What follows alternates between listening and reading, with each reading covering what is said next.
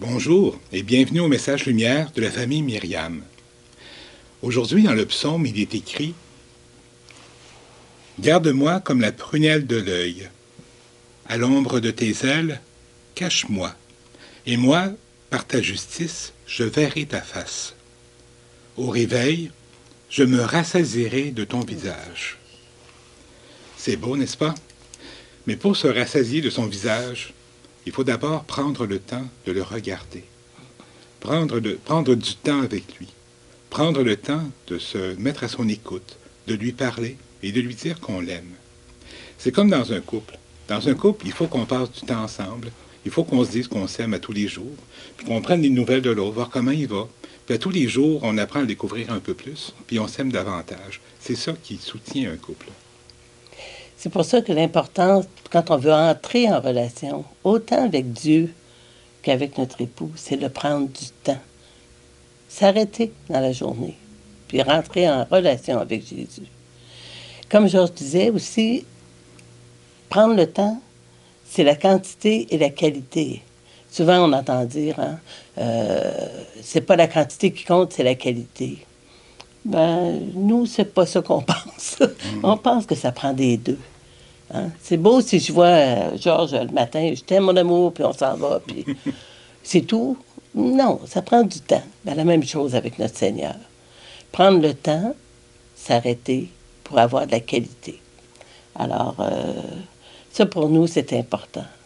Un autre point aussi qui est important, c'est comment on prend du temps avec Jésus. Un jour, une petite sœur me disait, il y a plusieurs années de ça, qu'un des moyens tout simples, mais vraiment, vraiment très bien, c'était de prendre le prion en Église et de prier à chaque jour l'Évangile, de le lire, de l'approfondir. C'est un peu comme un album photo, hein, où on voit défiler notre vie quand on regarde notre enfance, notre adolescence.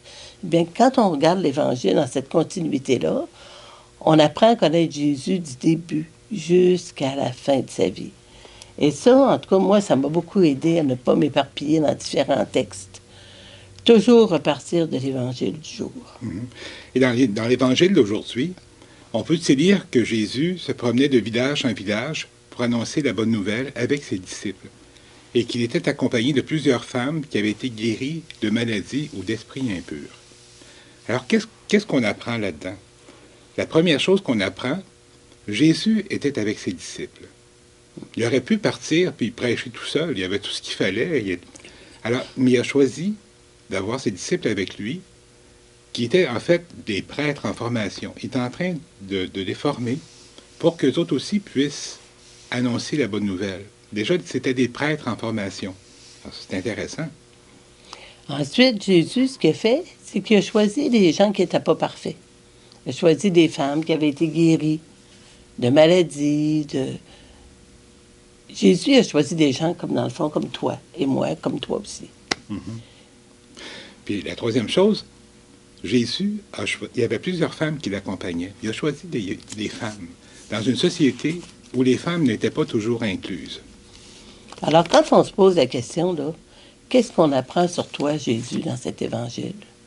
Ben, ça nous permet d'aller au-delà des faits, au-delà de « Ah oui, il est allé prêcher. Ah oui, il a pris des femmes avec lui. » C'est d'aller plus au-delà pour apprendre à le connaître.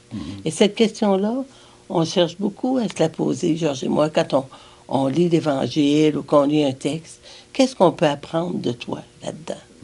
C'est un peu l'exercice qu'on fait pour mieux entrer en relation avec Jésus. Apprendre à découvrir Jésus à travers les lignes.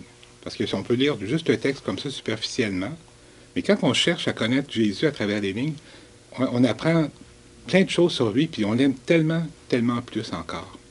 Alors aujourd'hui, demandons à Jésus une plus grande intimité avec lui. Puis demandons-lui aussi,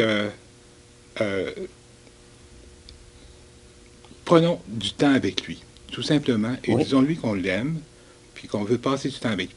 Prenons le temps de se retirer un petit peu, de faire silence en nous, de se mettre à son écoute, d'avoir une rencontre avec lui tous les jours, de lui dire qu'on l'aime parce qu'on veut le connaître davantage et l'aimer encore plus.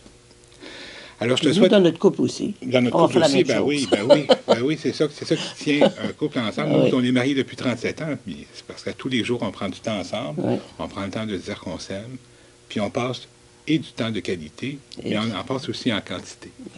Alors, je te souhaite de passer une très belle journée aujourd'hui en intimité avec Jésus. Au revoir et à demain.